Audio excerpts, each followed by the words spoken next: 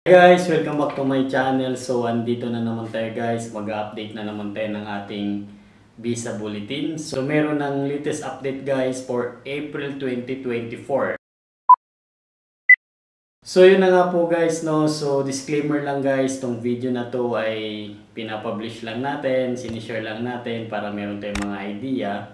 Which is, mag-update na naman tayo ngayon guys ng ating latest visa bulletin na pinablish na naman, which is for April 2024. So bali ito yung latest update natin guys ng ating visa bulletin for the month of April 2024. Ito tayo guys sa employment-based third preference.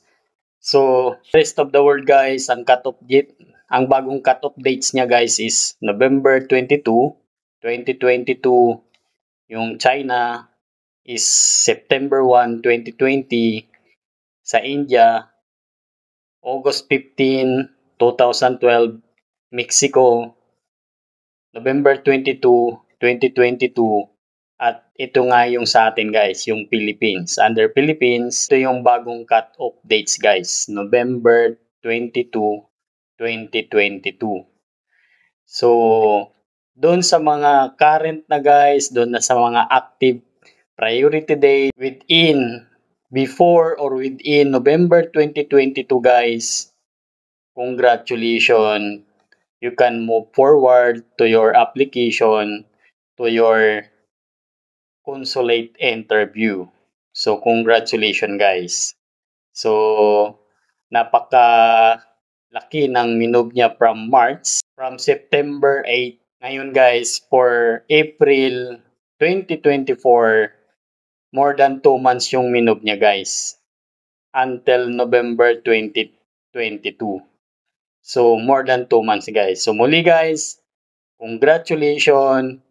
At dun sa mga hindi pa current yung priority date, tiis-tiis lang guys. Darating din yung or para sa atin guys na priority date. So, konti na lang guys kung ano man yung PD mo, lalo kung 2023 yung PD mo, yung priority date mo. So, sana guys, no, next for visa bulletin na abangan natin kung ano na naman yung movement. Muli guys, congratulations muli dun sa mga current na.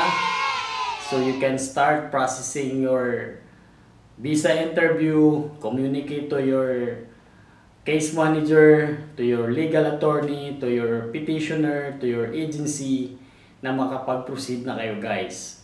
So congratulations again.